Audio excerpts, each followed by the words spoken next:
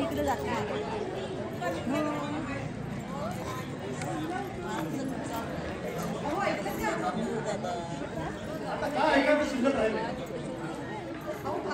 पत्र आलं तब्येत ठीक आहे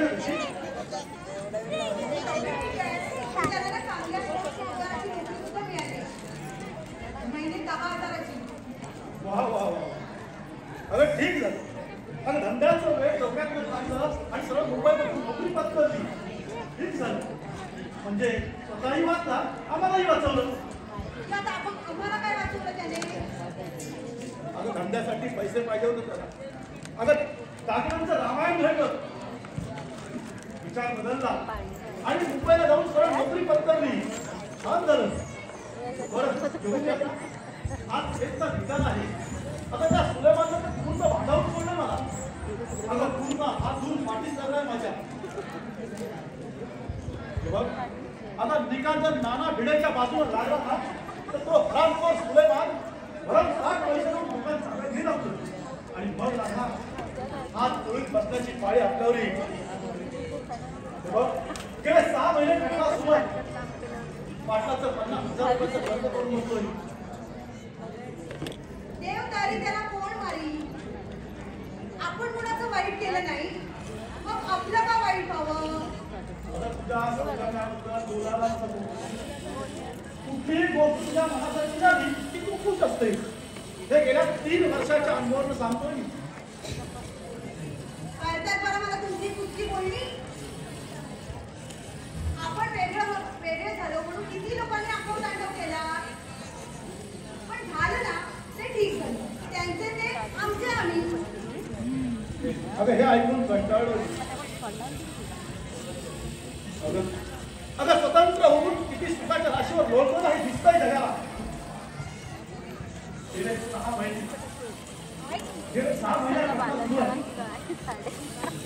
कर्जाच्या आईस पडलोय मी. आता खटला पडला तर खर्च हा होणारच ना.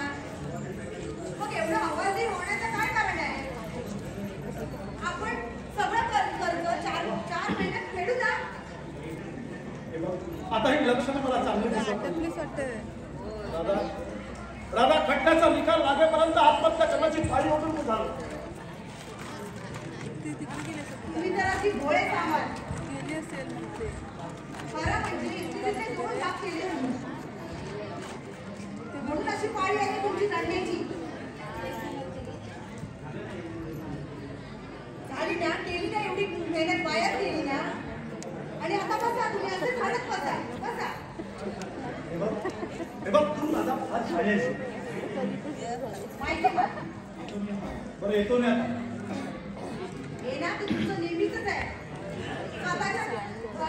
तुम्ही माझ्या मागे पडता. मी तुमच्या सुखासाठी एवढ्या शिराशाप घेते लोकांचे त्याचं तुम्हाला काहीच वाटत नाहीये. अगदी उलट माझ्याच नवीन शब्द काढायची तुमची तयारी आहे. चला तुम्हाला वेळ होत आहे ना. जा तुम्ही जा. मला गेलंच पाहिजे.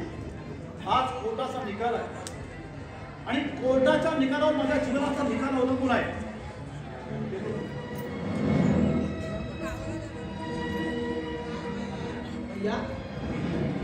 भैया मुझे गेले आज. तू आपलं काम कर.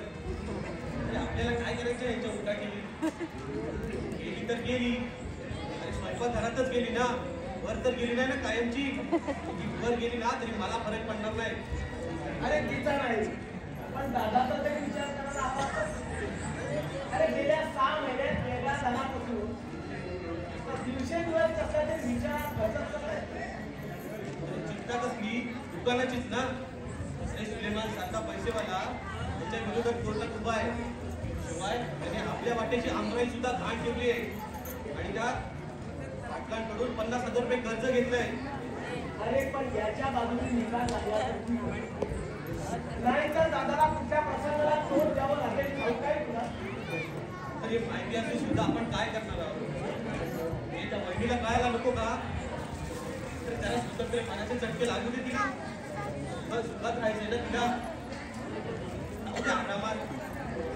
अरे तिच्या बाबतीत ठीक आहे, पण दादाचं काय? आपण तिघांनी एकाच आयुष्यापूर्वी जन्म घेतलाय का? याचा विचार दादाने अगोदर करायला नको होता का? अरे आपल्याबद्दल जर त्याच्या मनात एक मायेचा जर ओढा असताना, तो ताव करून रडत असताना आपल्याला असा वेगळा टाकून गेला नसता तो. मायेची जादू पडले ना त्याच्या अंगावर. अरे बायकोचा जन्मभर पुणार त्याचे बऱ्यासाठी होतं. या दादाची अरे खरं म्हणजे तो वेगळ्या त्याला विरोध, पण त्या वहिनीच्या रोजच्या कटकटीला कंटाळून त्याला हा निर्णय घेतला. हे बघ, पायाची वादा पायातच राहिली पाहिजे. आपल्या डोक्यावर घेऊन आपल्या काही उपयोग नसतो. उलट समाजात चेष्टा होते या गोष्टीची. बायकोही नवऱ्याच्या हुकुमातच राहिली पाहिजे. आणि इथं तर प्रकारच उलटा. बायको झाले वागी आणि नवरा झाले बोगरदार. पूर्वीपासून शांत स्वभाव, त्याच्यात त्या वहिनीचा स्वभाव, तो तरी काय करेल? तू स्वतःचा विचार कर. अरे दुनियेचा विचार करण्यात काहीच उपयोग नाही. आणि दुनिया सारी मतलबी आहे. स्वार्थी. अरे स्वार्थासाठी कोणाचाही बळी घेऊ शकते. एक काम कर, तू बस पुस्तक वाच. दादा वेगळ्या, आम्ही दादाच्या मायेला पाहते, वडील भावाच्या हळदीत उभा राहतो. पण आम्ही वेगळे झालो ना तरी आमचा रक्त एकच. पहिला त्या रक्ताच्या ओढीला कोणीच तोडू शकत नाही. कोणीच तोडू शकत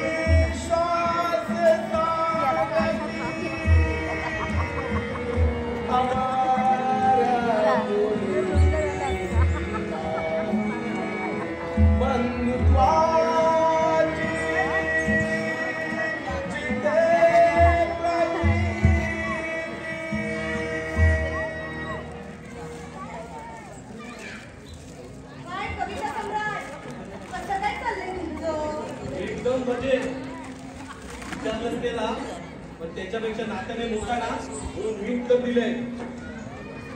आता बरं वाटत असेल नाही तुला? वाटोळं व्हायची वेळ आली तरी विचारताय तुम्ही मला?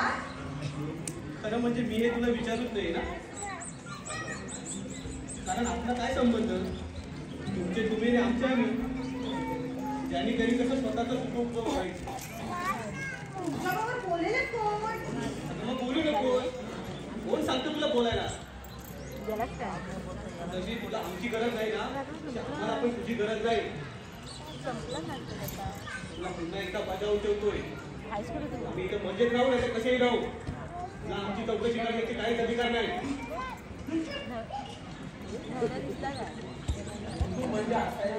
दादा दिसला कुणाचे अपमान करायची सवय झाली.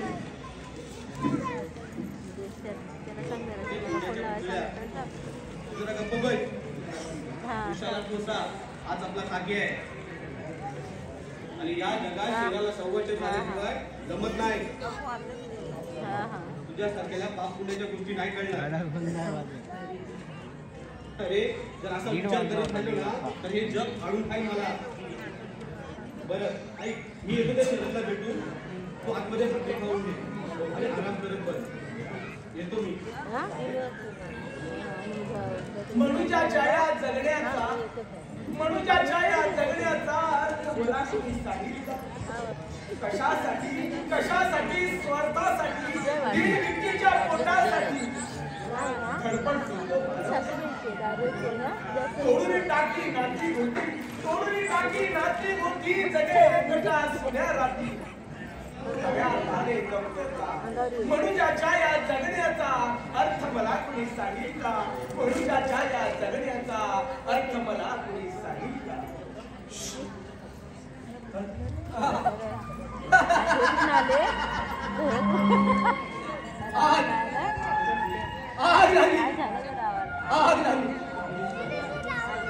आधी सगळं संपलं.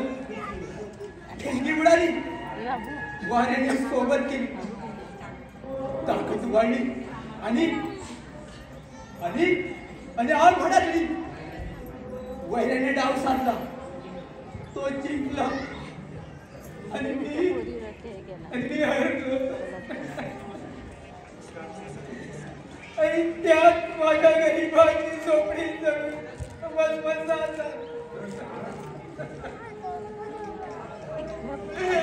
परत भरणार नाही मी. राग माझीच मिसळली.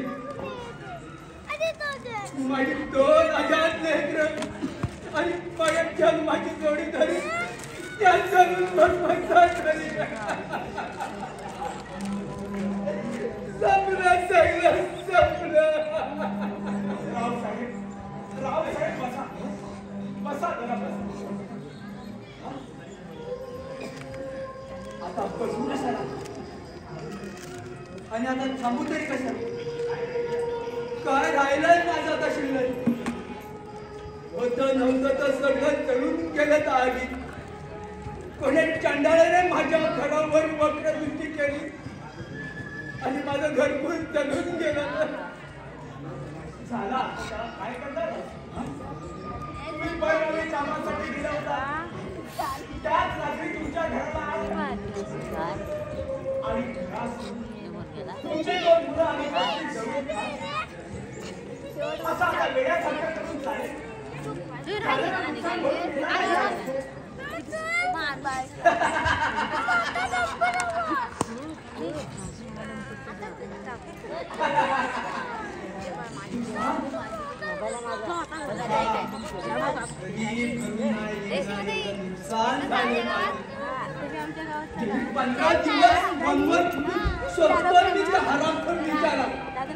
पण तो साला सापडतच नाही. त्याला घेऊन जा सर.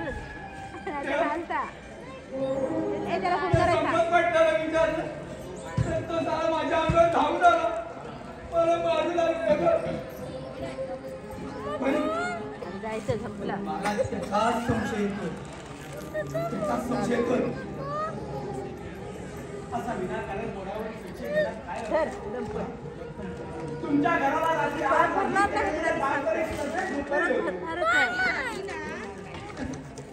अरे 20 दिवसांनी आराम करावं. साल्याचं वाटलं होईल. माझं सर्वस्व संपवणार. त्याचाही नाही नाश होईल. तो दुसऱ्याला वाईट करतो त्याचा वाईट होतो. हा नियतीचा नियम आहे. अरे कसली घेऊन बसलास नियती. अरे कसली नीती आणि कसली अनीती.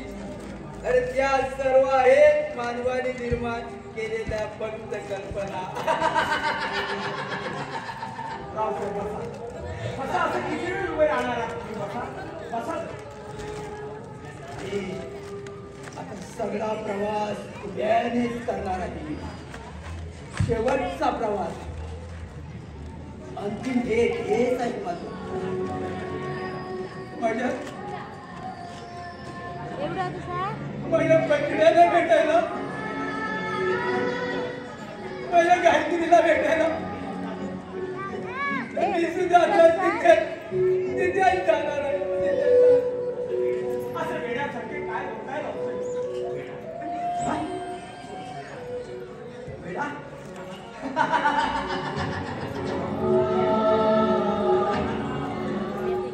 शाळा माझा शाळा बरोबर वेडा. खाली बस. अरे ही दुनिया शाळेची ना, म्हणून तर ठाणे पेटून माझ्यासारख्या गरीबाच्या झोपडीला हात लावून आणि माझ्या सर्वस्वाची होळी करून आणि असा मला बनवला असा हा वेडा.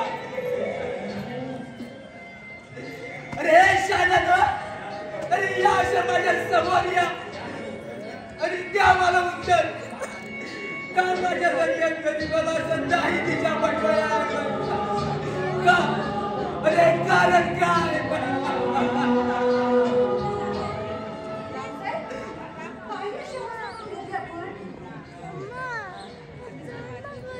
हे मोठा हुशार आहे चित्रकार हेच रेखाटलंय माझे चित्र. सुरुवातीला बनवलंय कुटुंबाबद्दल माणूस. मी मनात आल्याबरोबर दुसरा फिरवला, उलट्या सुलट्या रेषा मारल्या आणि एक बनवला सर्वस्व हरवलेला असा अधिकारी, असा हा वेडा. देवाचं मला काहीही सांगू नका. ज्यांना घेऊन जायचं ना त्यांना घेऊन जात नाही. चांगल्या माणसांच्या अगदी हात धुवून पाठल्या.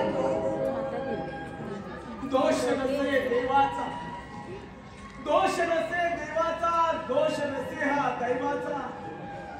जो जो करतो ते भरतो. दोष असे हा नियतीचा, दोष असे हा नियतीचा, दोष असे हा तेव्हाच त्याची बरोबर होईल. मस्ती असते थोडे मारते तुला.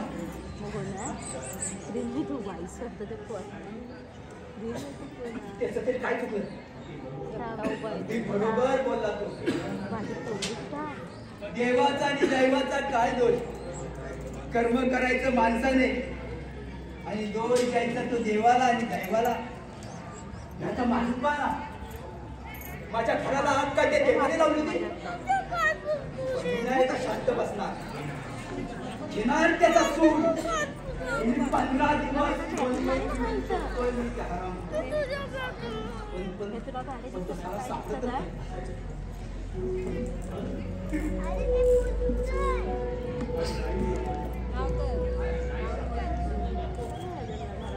नाही सापडला, नाही सापडला तर मीही जाणार माझ्या पठड्यांना भेटायला, माझ्या गायत्रीला भेटायला.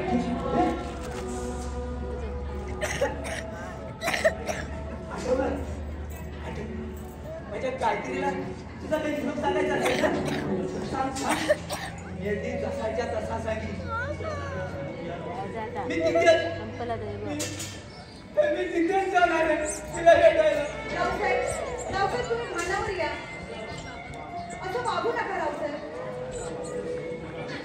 असं वागल्यावर लोक मला वेडा म्हणतील, माझी चेष्टा करतील. लहान पोरं दगडांचा वर्षाव करतील.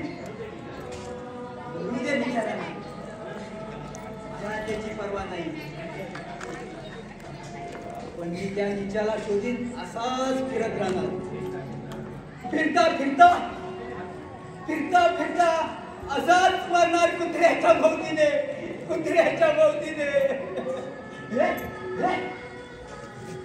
माझी गायत्री जिवंत आहे. मला आवाज येतो माझ्या गायत्रीचा, माझ्या पशड्यांचा रंगाचा आवाज येतो मला.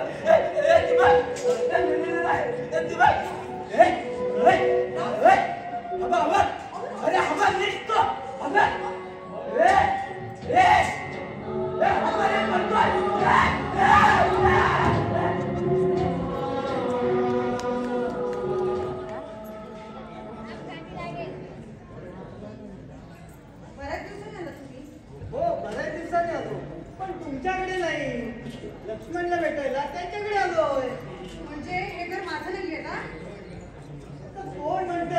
माझा. पण हे सगळं घर आता तुमचं राहिलं नाही ना. एक भाग तुमचा आणि दुसरा भाग लक्ष्मणचा. कारण तुम्ही वेगळे झालात ना.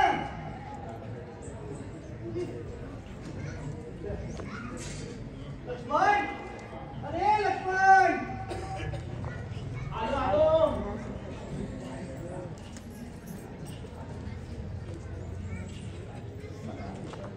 काय आनंद आहे. काय म्हणते आमची नवी होईल. अरे कोकणचे आहे माझ्या नावानं. काय दादा बघ आईच्या इथं काय? इथं. का आता घरात अरे नुकसान तर तुझं लग्न झालं. 4 महिने झाले तुझ्या लग्नाला. अरे एक ते अगदी नसतं झालं ना तर फार बरं झालं असतं. सगळ्यात ते वैताग आलाय रे. दादा सुद्धा घराबाहेर जाऊ देत नाही. म्हणजे चिकटून बसते वाटते. तुला तर ना चेष्टा सुटणार. तुझं आपलं मन आहे कसली तरी झंझट मारत नाही. अरे तुझी ते बायको बरं फार काही जबक दिसते तुझी सुद्धा दुःखाची भीती, तुझी जन्माची तुला मार हवाय यापुढे तुला तिचं ऐकावंच लागेल सदा. आता रडवीन मी तुला हे सगळं ठीक आहे. सांगते हा पण दिवसभर काय मी घरातच बसून राहू. पिंजऱ्यात कोंडलेला पक्षी हा मोठा त्याची जशी काय अवस्था होते ना अगदी तशीच अवस्था माझी झाली. सारखं पिंजऱ्यात सुद्धा फरक असतो. किती पोलिस सांगू द्या ना काही पिंजरे असतात फिरून जबरदस्ती हो म्हणजे तर काही असतात तुझ्या बायकोसारखे प्रेमळ मायाळू असे तुला का मारत रडायचं आहे तुला काय म्हणते माहिती आहे? ती म्हणते मग जीवाच्या पाठला पिशवीत खाटत सोडू नको तू मायेचा पिंजरा. बंद कर दे तवा मिठी बदला निवारा. दे तवा बदला मिठीचा निवारा. बाबू डबा जेसीबी घे इकडं बाकी मोठा हुशार आहे का तू. माझा बंदूक कुठं सांभाळ पण तेवढा म्हणतात ना हे अगदी तुझ्यासारख्याला कोणाच्याही मनात येतो एकदम अचूक ओळखतो. अशी ती चांगली आहे रे. पण एक वाईट सवय लागते तिला. अरे आणि कशी वाईट सवय. तू थापा मारू नकोस हं? आधी लहानपणापासूनच तू थापाडे आहेस. आता माझे नाही रे दोस्त. अरे माझ्या लग्नाला अवघे मोजून 4 महिने झाले. या 4 महिन्यात तिथं माहेरी किती वेळा जावं. अरे महिन्याला 4 वेळा माहेरी जायला काय आहे काय तिकडे. तुला काही नाही रे. ती गेली ना की दिवस ती कसा तरी जातो. तुझ्यासारख्या तुला गप्पा मारल्या. पण रातचं काय विचारू नको. रात अगदी संपत नाही.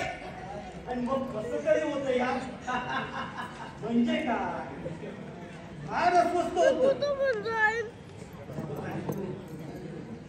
आवाज बंद अरे करा हसून नंतर काय करू? आणि तुझी तक्रार ऐकून कोणाने हसून सुटेल. बाबू दगड टाकायचे असते अरे पण हे झालं माझं बायको पुराण. तुझं कसं काय चाललंय. माझं काय विचारतो होतोस? कविते बरोबर नाही केलं बाबू जाऊ दे येईल परत पूर्वी एकत्र होतो त्यावेळी ठीक होतं. जाई येईल बरोबर जाऊ दे. दादा सुद्धा बोलत नाही. पहिलीचा तोफखाना चालूच असतो. राहता राहिला फक्त माझा एक राम. तेवढा उरलाय रे माझ्या मायेचा. आणि असं कधीतरी माझ्या या पागळ्या वेळापणाला विरंगुळा देतो. बाकी उरलंय काय माझ्या. आलास ना आलास तुझं मूळ पदावर. अरे माणसाने निराश होता असे ते सुखाकडे झेप घेतली पाहिजे. घे सुखाकडे झेप सदा पंख तुटलेला पक्षी कसा झेप घेला. पंख तुटलेला पक्षी कसा झेप. या पक्षासारखाच माझंही कसं नाही. मी पागळा असलो तरी धडपड करतो. बाटली बाबू बाटली तसा थंडीवर पसरतो. अशी थंडाची मारती आणि असा रडत बसतो धडपड करून चलो मग दोस्त सोडू दे अरे रात्री मागून दिवस, उन्हाळा मागून पावसाळा, वाऱ्या मागून वादळ, व्यक्ती अगदी अचूक खेळ खेळत असते. आपलं सुद्धा तसं नाही. आज ना उद्या नक्कीच खूप सुंदर स्वागत करण्यासाठी तुला समोर येईल. सदा सुख नाही, पण मृत्यू मात्र माझी सोबत करायला. मृत्यू काय असं सांगून येतो काय? आता आपल्या रावसाहेबांचं बघा, वेळा झालाय बिचारा. कुणाला असं वाटलं होतं काय की त्याची पत्नी आणि 2 मुलं अशी आगीत होरपळून मृत्यूमुखी. पण घडणारे घडून गेलं. मात्र रावसाहेब फिरतोय मृत्यूच्या शोधात. अरे त्याला तरी तो सापडलाय का? ही निराशा फार वाईट आहे. निराशा म्हणून निराशा की मृत्यूच्या आठवणी. अरे यार, या मृत्यूचं वेळ तुझ्या डोक्यातून काढून टाक. काय हे चाललंय आपलं तुझं? मृत्यू मृत्यू मृत्यू त्या टेप प्रकारचं काय?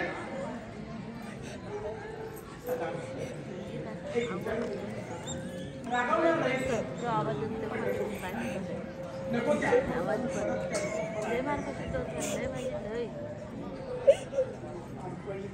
अरे आठवणी असतात त्या हत्तीच्या पावलांसारख्या. हत्ती पुढे जाताना पावलांचे कसे मागे घेऊन जातो ना, तशाच या आठवणी. माणसं पुढे जातात परंतु आठवणी असतात तशाच असतात.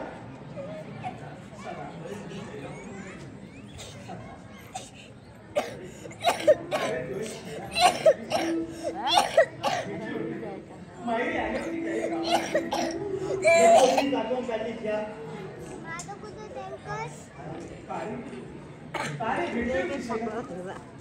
माझी चौकशी केली जाईल म्हणून रागवलास तुझ्यावर.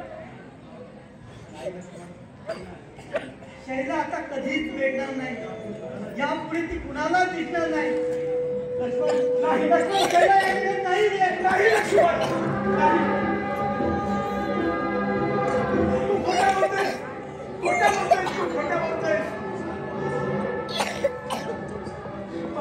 मला तिचा विसर पडावा.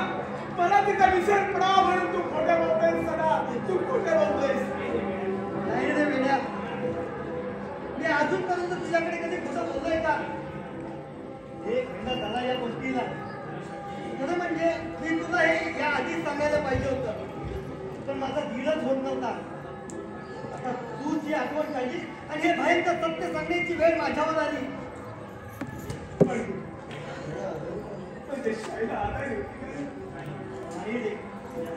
तिच्या पोटी तिचा फुलदीपक जन्माला येणार होता, पण शेवटी त्याने तिचा बळी घेतला. बाळंतपणाच्या वेळी पिंड आडवा आला आणि तिचं ऑपरेशन करण्यात आलं. आणि त्याला ऑपरेशनच्या वेळी गेली रे. आपल्या बाळासोबत गेली. पुढच्या अंतिम प्रवासासाठी त्याला गेली स्वतःच्या बाळासोबत.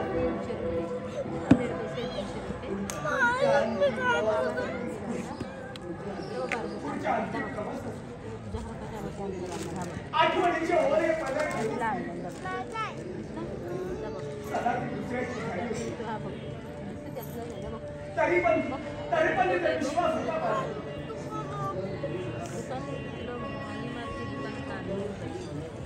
आपल्यावर पूर्वी प्रमाणे या जगात जिवंत आहे. त्याच्या आठवण अशा पाहून मला सुद्धा बरं वाटलं.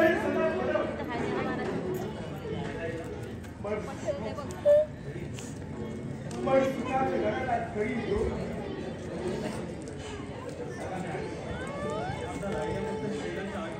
आता फक्त राहिले शैलाच्या आता तिच्या आठवणी काढून कसं रडत असणार आहेत का? अरे ते विसरून जा देता. हे बघ मला आता उशीर होतो. चल मी येतो.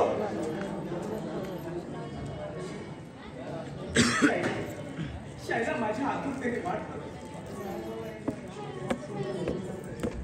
तुझ्या बहुशार केसांच्या गळ्याला फास लागावा सखे, तुझ्या बहुशार केसांच्या गळ्याला फास लागावा सखे. तू समीप असताना सुखाने मृत्यूमध्ये यावा, सुखाने मृत्यूमध्ये यावा, सुखाने मृत्यूमध्ये यावा.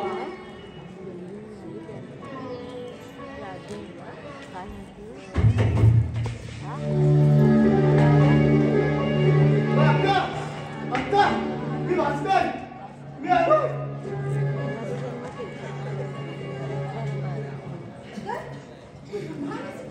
नाही इलाजाने यावं लागलं आता, पण यावेळी जास्त वेळ तुझ्या इथं थांबणार नाही ग. तू 8 दिवसापूर्वी तुझं पत्र पण आलं होतं. काय सांगू अक्का, पत्राचा नुसता तो बहाणा होता. पण असा अवतार करण्याचं कारण काय तुझं? आणि असं अचानक काय आलास तू? काय सांगू अक्का, नोकरी एवढी मुंबईमध्ये स्वस्त नाहीये ग, सहजासहजी मिळाला.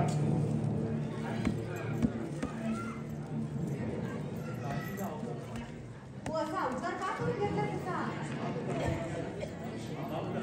माफ कर अक्का मला, तुला म्हणजे सांगायला लाज वाटते, पण तुझ्यासोबत काय लपून उपयोग.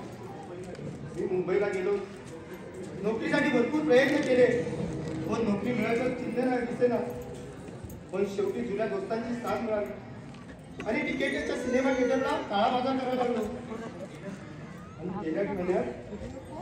गेल्याच महिन्यात तो मॅनेजर आणि त्याने सत्यानाश न केला आणि त्याने एकाला एकच तिकीट द्यायचा असं बोर्ड लावला आणि आमच्या धंद्यावर त्याचा परिणाम झाला. आमच्या गँगचं मात्र वाढलं.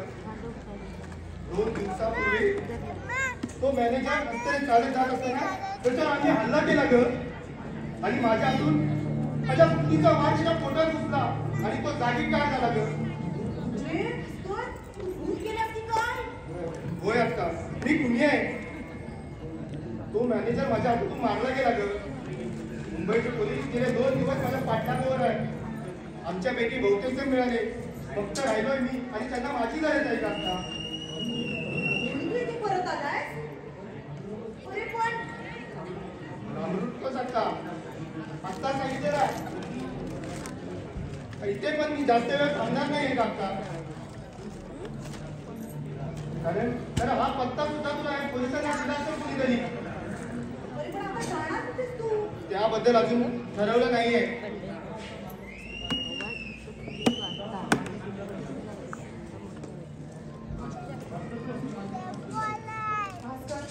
तू असं मार्ग का स्वीकारलायस रे?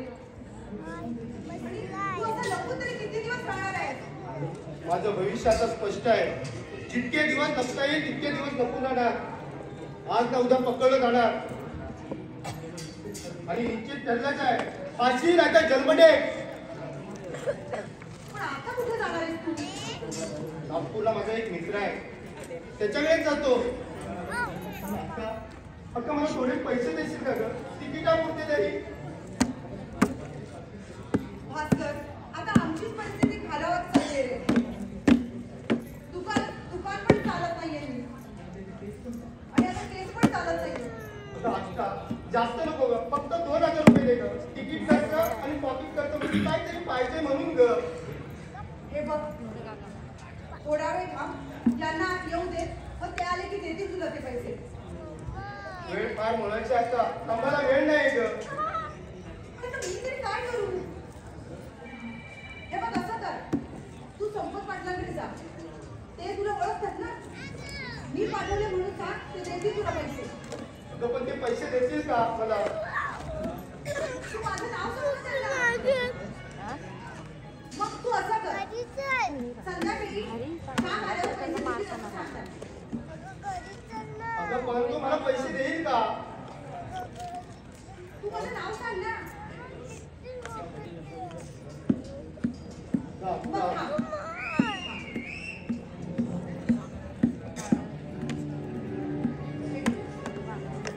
या बांगड्या घे आणि 2000 रुपयाला गहाण ठेव पाटलांकडे. का ग बहीण असावी तर तुझ्यासाठी तुझे उपकार जन्मोजन्माला विसरणार नाही का मी? भास्कर कसले उकारी आहे? कसाही असलं तरी माझा भाऊ आहेस ना तू. तू जा लवकर, इथे थांबू नकोस. नाहीतर तो राम आला ना तर या बांगड्या बघून गावभर बोंबलत बसेल. जा. याचा हिशोब चुकता करायचा मला, पण सध्या असा बेतात सापडलोय ना मी, नाहीतर आजच साड्यांचा धिक्का लावून गेला असतो. आता झालंय ना ते भरपूर झालंय. त्यात आणखी ही भर पडायला नको. तू जा. येतो मी आता. मी गुन्हेगार आहे. या पोटासाठी गुन्हेगाराला माझ्या तू तरी माझ्या श्रमेच्या दिशेने बघशील अशी अपेक्षा वाटते. येतो मी आता.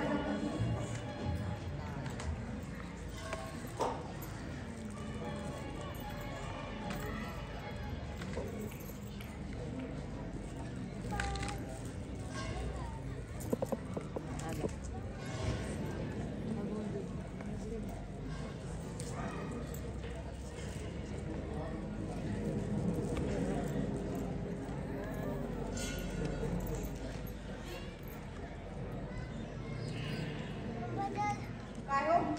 असं डोक्याला कसला विचार करताय? अगं पुढच्या भवितव्याचा. अगं शेवटी व्हायचं तेच झालं आता. अगं तो नाना भिडे केक. अगं आजपासून दुकान त्याच्या ताब्यात गेलं.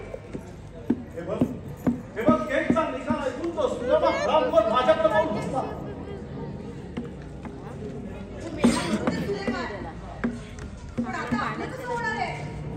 आता काय करायचं? अगं जीव द्यायचा जीव. दुसरा मार्ग शिल्लक नाहीये. कर्जावर कर्ज करून बसतो. अगं दुकानाने हक्क केलाय. कारण दादा या कारण लक्षात ठेव. बरं बाई. आता मी तरी काय केलंय? अगं तुला नेहमीच्या कष्टाचे लागाचे खास झाले आणि आपण त्या क्षणाशी पाळल्या येतो. हे ठाऊक होतं का मला? बाई काय झालं तर शेवटी माझ्याच पापाची खापर फोडता तुम्ही. तुमचं हे ठरलेलंच होतं ना? देवी नुसती माझीच लटकन झाली तुम्हाला. जसं काय की तुमच्या त्या घरामध्ये लक्ष्मीच पाणी भरते आणि माझ्या लटकन पळाली का ती? जरा बोलताना विचार करून बोला. हा कुठला नाहीये. हे बघ दादा तू आता गप्पा बसायला काय घेणार? स्वार्थी बाई आहे, कपटी बाई आहे. अगं तू आता गप्पा बसायला काय घेणार आहे? हे बघ नाहीतर सगळं ठीक आहे ना मलाच विस्तारला पाहिजे. अगं वेगळा झालं. भाऊ दुरावले आणि बायकोच्या सांगणार नाचतावर आपलं गाव हसतंय. गावाला काय झालंय असायला? घरात येऊन कहा पडावं? दुसऱ्यांना नावं ठेवायचं तेवढं माहितीये त्यांना. बरं दादा ते जाऊ दे. मला सर संपत पाटीलचा आला होता का? नाही. अगं खटल्याचा निकाल लागताच त्याला थोडीशी रक्कम देण्याचं कबूल केलं होतं. पण आता कुठून रक्कम देऊ? तो येणार तर नक्की. आता काय सांगू मी त्याला? खटल्याचा निकाल लागेपर्यंत कसा तरी त्याला थांबवला होता. पण आता खटल्याचा माझाच निकाल लागला होता. पण तुम्ही माझ्यावर रागवणार असाल तर तुम्हाला एक सांगू का? अगं तुझ्यावर रागवलं असं कधी झालंय? हे बघ अगं मी रागवलं अशी एक गोष्ट सांग. अहो मी बांगड्या लहान ठेवले 2000 रुपये. अस्कर आला होता थोडा वेळ. त्याला पैशाची गरज होती आणि माझ्याकडे तर काहीच शिल्लक नव्हतं. म्हणून तू बांगड्या लहान ठेवल्यास आणि त्या चोरला पैसे दिले असतो. भावाच्या असं त्याची गणव येऊन नवऱ्याच्या समर्थेशिवाय व्यवहार करत असतो आणि माझ्या पांगळ्या भावाला साधे 10 रुपये दिले गाडी करण्यासाठी. वा रे दुनिया वा. अहो चिंता काय एवढे? अहो तो मोठ्या अडचणीत सापडलाय. कधी नसतो तो अचानक मुंबई सोडून इकडे का आला? तो असंच आला होता. माझी आठवण आली म्हणून आला होता. ज्याला म्हणतात बंदूक दे. तुझी आठवण आली तो इथं आला. जाताना 2000 रुपये घेऊन गेला. मला वाटतं थांब जाऊया. स्वयंपाक करा मला तुमची तिखट पोळी. हे गप. भावालाच दिले ना. उपवास उघडला तर दिले नाही ना पैसे. एवढं चिडायला काय झालं तुम्हाला? राधा, अगं यावेळी माझी व्यथा तू समजणार नाहीस आणि तुला समजणार नाही लक्षात ठेव. एक काम कर, बेमान करतो हात लावून बस.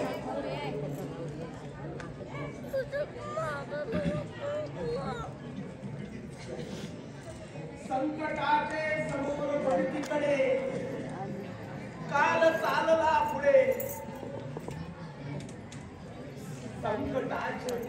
संकटाचे समोर पडतीकडे सारखा काल चालला पुढे. मग का पुढे असू हात का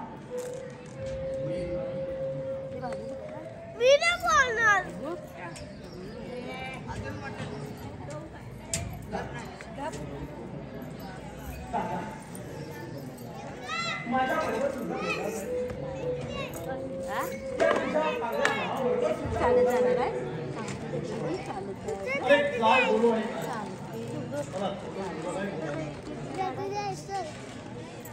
अरे घरच्या भावाबरोबर बोलायला संकोच करतो. मला माहित नाना भिडेच्या बाजूला दादा सरबरीत झालाय. म्हणून तू असा चिंता करते. तसं दादाला बोलायचं न कोणी सांगितलं ते मनकोच नाही गेला म्हणलं पुरी आणि तुझा चेहरा साक्षी देतो. काय गेला पप्पा इथं गेला. माणूस कितीही सोनाने लपवा चुकीच करतो हातारीला पण आता तरी त्याचा चेहरा नक्की सत्तेची साथ देतो. हे तुझं जे वाचले लक्ष्मणा, अरे एकूणच चालत तुझ्या दादाची दुर्दशा ऐकलीस. आला हरलोय मी, अरे हरलोय मी लक्ष्मण. पराभूत झालेल्या संसाराच्या खेळाला तुझ्यापासून दूर झालो आणि अवघ्या 6 महिन्यात माझ्या जीवनाचा खेळ खंडोबा झाला. लक्ष्मण, खेळ खंडोबा. आम्ही कसे दोन्ही भाव नाव पण काय होत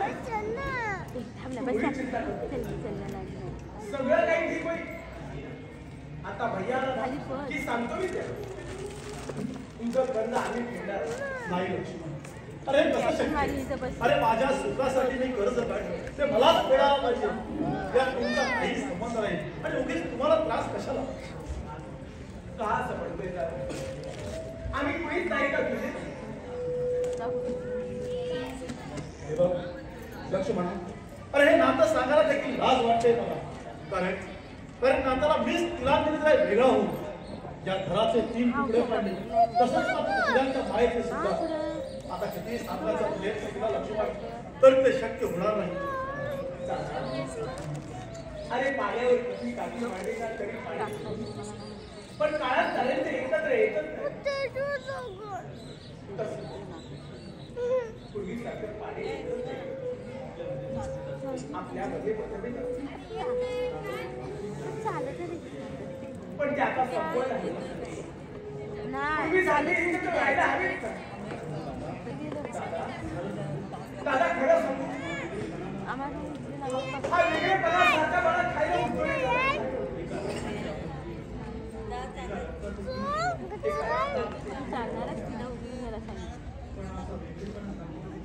असा वेगळेपणा का समोर दिसल्यावर एकमेकांचे तोंड न पाहता बाजूला असं मला सर होत नाही रे दादा. म्हणून सांगतो माझा एक नाही लक्ष्मण. अरे तू या गोष्टीत तयार असलास तरी राम या गोष्टीचा समक्ष देणार नाही. अरे हल्ली तो माझ्याशी बोलत सुद्धा नाही. बहुतेक दादाचा राग तो माझ्यावर काढला. रंग दिसतो त्याचा. तो अजून आपल्या प्रियाला ओळखला. तुला काय वाटतं आपण वेगळे झाल्यापासून तो आदर्श मुळीच अरे रात्रभर असतो अंतरावर पडू डोळे सकाळ उघडे असतात. रात्र जागो मी तर तुझ्या हातवर बघशील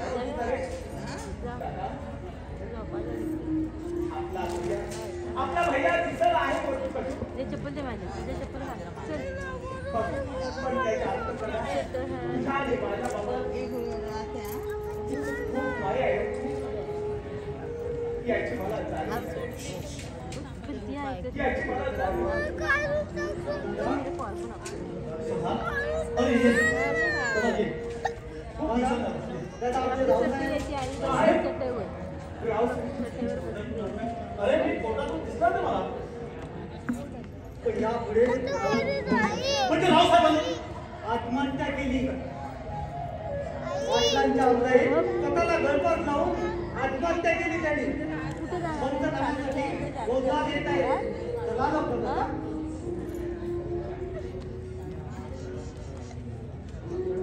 रावसाहेब अहो दुर्दैवानं साधं जाऊन सोडलं सगळं कुटुंब घरासह बेचिराग झालं. बघा शेवटी रावसाहेबांनी असा मार्ग पत्करला. लक्ष्मण पुष्पाने सदा फार वाईट असले फार वाईट असले पण चल लवकर आपण जाऊया. रावसाहेब आपण गेलो ती गेली जाऊ दे गळफास लावून आपण मृत्यूला मिठी मारली. ती बसते तू बस सुटला रावसाहेब सुटला. चप्पल घाल खरंच सुटला रावसाहेब सुटला. या पापी स्वार्थी जगात दुश्मन करतो पाठिंबा. कधी जीत कधी हार नाटक सुरू झालं हे तिचा ना असाच चाले वारंवार असाच चाले वारंवार असाच चाले वारंवार. त्या म्हातारीला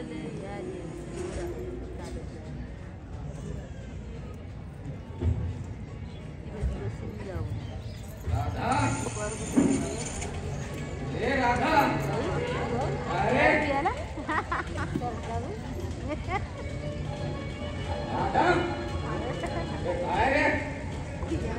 काय आणि अशा अवस्थेत हो या घरी का तुझा घर म्हणजे काय राजाचा राजवाडा आहे की काय की पवित्र मंदिर नाहीतर याच ना उद्या एक माझच होणार आहे.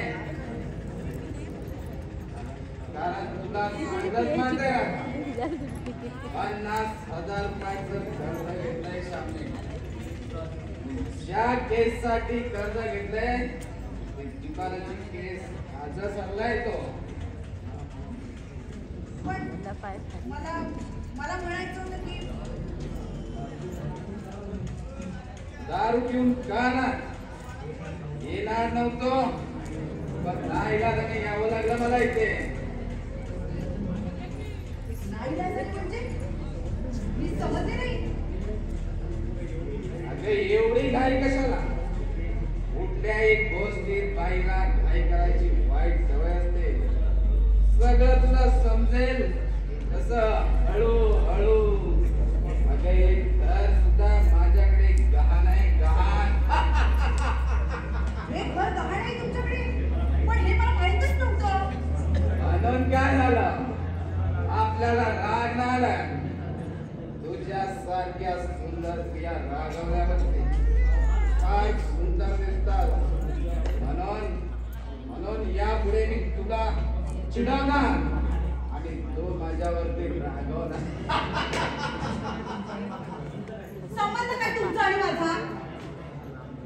माझ्या नवऱ्याने तुमच्यावरती व्यवहार केलाय ना? मी नाही केलेला आहे.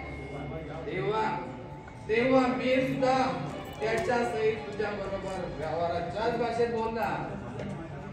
मालक असताना तुम्ही माझ्यावर व्यवहार करणार आहात?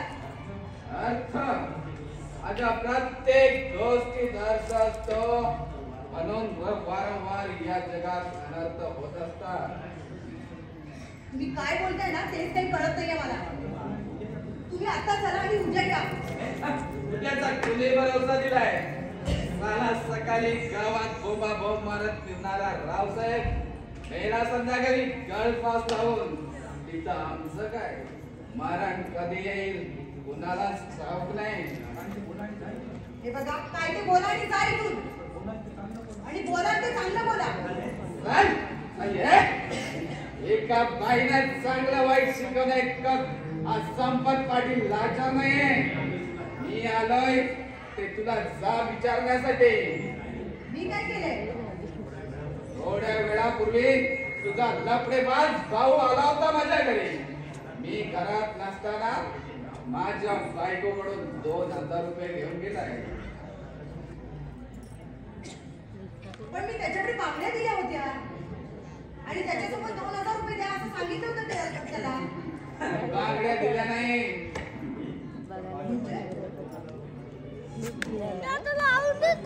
माझ्या बायकोकडून 2000 रुपये घेऊन गेला. आणि आता तुझ्याकडून काय घेऊन गेला मलाच माहित नाही. म्हणजे भास्कर दोन्ही बांगड्या पण घेऊन गेला आणि 2000 रुपये पण घेऊन गेला. कमाल झाली भास्करची. या पुढे कर्जाच्या खाली श्याम भरभरून निघणार आणि शेवटी कुठेतरी जाऊन जीव देणार. तेव्हा त्यांच्या बरोबर घटस्फोट घेऊन तू जर माझ्या घरी रखेल म्हणून सगळ्या पैशावरती पाणी सोडायला तयार आहे. बोल बोल है का बोल? नालायक माणसा, एवढा विषारी नाक असेल असं वाटलं नव्हतं मला तुझं. आज ते आले म्हणून काय झालं? कित्येक वर्ष तुला पाहिल्यापासून याच संधीची वाट पाहत होतो मी. तुझ्यासारखी एखादी रूप गर्विता आपल्या सेवेला करेल इच्छा होती. हे बघा एवढी मी बाजार कशी बघता नाही. आज लावा तुमच्या त्या संपत्तीला. रक्कम भेटली ना तर व्याजासकट सगळं पूर्ण करून टाकेन मी ती. अधिक शहाणपणा न करता ना इथून चालू लागा आधी. नाहीतर काय? मी आलोय ते जाण्यासाठी नाही, काहीतरी घेऊन जाण्यासाठी. तर तुझ्या भावाला दिलेले 2000 रुपये आत्ताच्या आत्ता टाक. अहो पण आता माझ्याकडे नाहीये ते. 2-4 दिवसांनी देते मी. मला थांबायला वेळ नाहीये. पैसे दे नाहीतर काय? ते तोंडाने सांगण्यात काही अर्थ नाही. ते आपण सगळं कसं कृतीत करून दाखवतो. तेव्हा तुम्ही 2000 रुपये नाही दिले तरी चालेल. मी त्याच्यावरती पाणी सोडायला तयार आहे.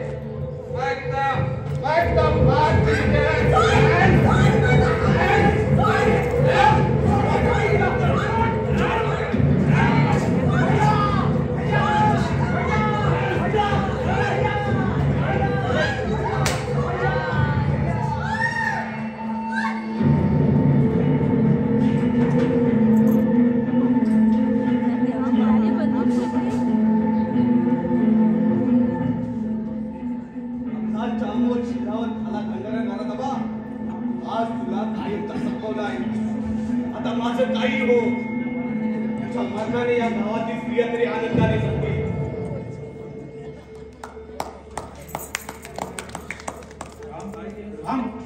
काय केलंस तू? पाटलांचा खून? होय, पाटलाचा खून केला मी. एक राक्षस कायमचा संपवला या जगातून. अरे पण का? काय केलं का तुझं? हे तुझ्या बायकोला विचार. राधा, अगं हा प्रकार तरी काय? सांग लगा, काय केलं हे? हा त्यामध्ये मी ते दारू पिऊन आला. आणि कुणीने इथे बघितल्यानंतर त्याने माझा हात पकडण्याचा प्रयत्न केला आणि मला ओढत त्या माडीच्या इथे नेत होता. इतक्यात लक्ष्मण भाऊजी आले आणि त्यांना सुद्धा त्याने लाथाने मारलं आणि मला इतक्या माडीवरती घेऊन जाणं झालं. राम भाऊजींनी दादा, तुझ्या जीवलग मित्राची कसम कहाणी. पण आपलं लक्ष नाही. दृश्य पाहून तो घाबरलाय. तो आतमध्ये गेलाय. दादा, जो प्रकार झालाय त्याचा कुणाचा इलाज नाही. मी केलंय ते मी भोगणार. यात मी काही वाईट केलं असं मला वाटत नाही. स्वतःच्या वहिनीची अब्रू वाचवण्यासाठी, स्वतःच्या घराण्याची अब्रू वाचवण्यासाठी मी हा खून केलाय. यापुढे या घराण्याची अंतरू वाचवता तुझा राम मेला असं समज दादा. पण तुला एकच विनंती आहे दादा, माझ्या पाठीमागे या जीवन माझ्या लाडक्या लक्ष्मणला सांभाळ, त्याला दुखू नकोस. यापुढे तुझ्याशिवाय त्याला कोणीच नाही. येतो मी. आई आई आई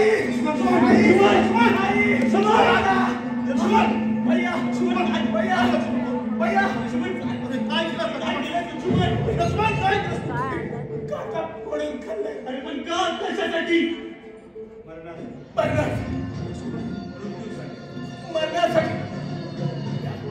मृत्यूसाठी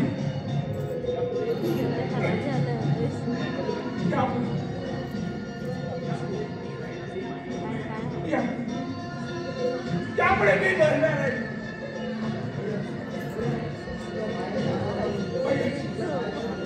भैया तुझ्या मायेच्या आधाराकडे पाहू. मी असा पागल मी जगत होते.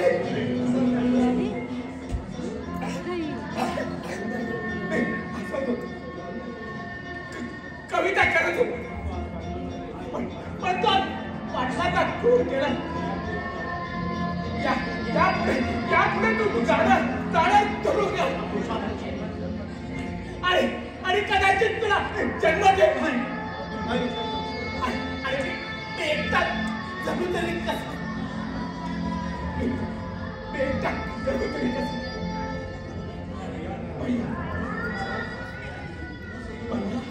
भैया तू सुनील आलास तर आपल्या दादा वहिनीला विसरू नकोस. भैया तू रडूस घडले त्याला कुणाचं काही इलाज नाही. तू आज आपल्या बहिणीच्या शिलाचं रक्षण केलं. आपल्या घराण्याच्या इमरतीचं रक्षण केलं.